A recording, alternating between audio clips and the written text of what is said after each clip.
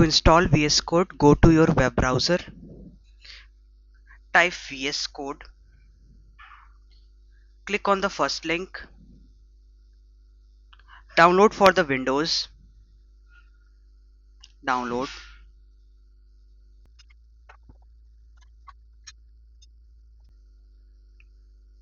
VS Code is installed. Now click open file. Click on I accept the agreement. Next, next, next. Create a desktop icon. Next. Install.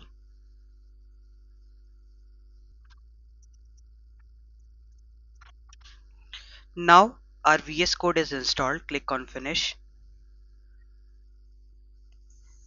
VS Code is now opened.